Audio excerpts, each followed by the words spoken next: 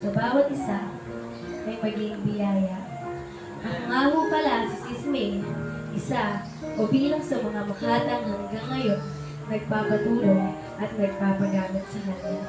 At kayang ipagmalaki na sa buhay ko ay Diyos ang palaging muna. Amen.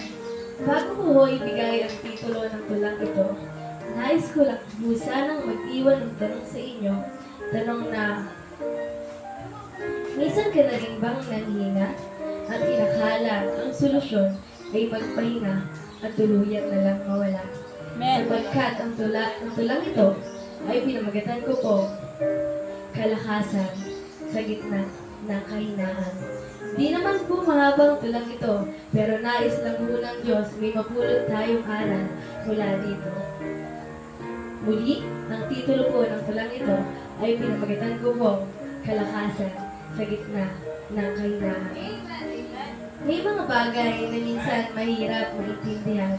Yung minsan pinipilit mong maging masaya, pero sa loob nito, punong-puno ng panghihina.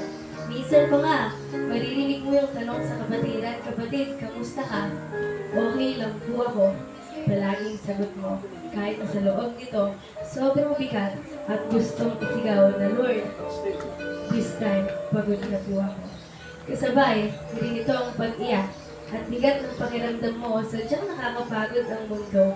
Yung tipong, Sabado at Linggo na nga lang yung pahinga mo, pero naaagaw pa tayo ng mundo.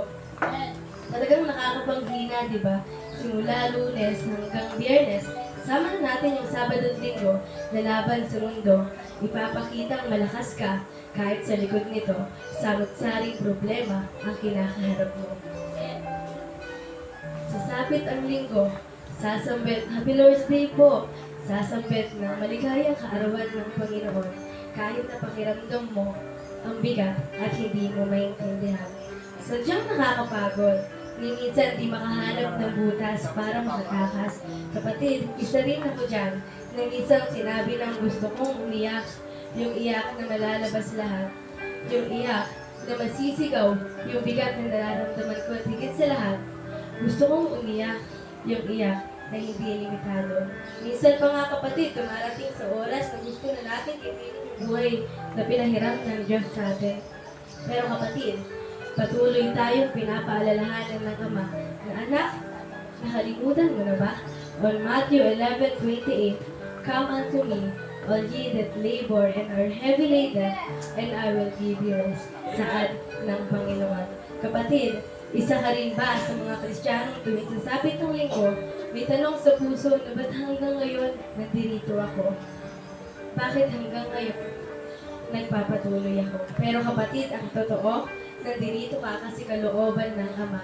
Nandito ka kasi nais ng Diyos na ang pananampalataya ang manguna at hindi ang kahinaan na meron ka. Yung tipong pagod na pagod ka, pero sa mga oras na to, nandito ka. Yung tipong sukong-suko ka na, pero hanggang ngayon, tumatayo ka. Dahil dyan, kapatid, nais sabihin ng Panginoon sa iyo na, "Anak, proud ako sa iyo. Sobrang lakas mo. Magpatuloy ka lang at tiyak, pagpapalain ka." Sabi ng Panginoon sa 2 Corinthians 12:9, "At siya'y nagsabi sa akin, ang aking biyaya ay sapat na sa iyo, sapagkat ang aking kapangyarihan ay nagiging sakdal sa kahinaan. Kaya't bagkus akong magmamapuri na may malaking galak sa aking kahinaan upang manahan nawa sa akin ang kapangyarihan ni Kristo."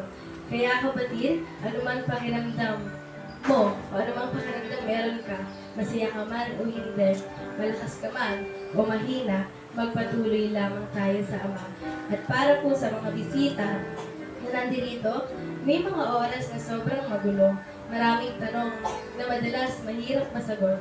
Normal lang po yan, kapatid, pero tiyak, nasasagot sa mga tanong mo ay ang pagtanggap mo sa ginawa ni Jesucristo sa krus ng Kalbaryo. At paalala ulit, kapatid, hindi biro ang pagiging Kristiyano. Dadaan at dadaan ka pa rin sa samut-saring unos, tulad nga po ng sinabi ng Diyos sa Biblia, suffering is a part of God's plan. Kaya kapatid, pag sinubok ka, asahan mong may Diyos tayong tatakbuhan. Sinusubok ka, mahal ka ng Ama. Kaya kapatid, pananatili ang ibalik natin sa Kanya. Sa Diyos lamang po ang tingin, Diyos lamang po ang tingalain. To God be all the highest glory. Amen. Praise God. Meron pa ba? Okay, sige po. Yung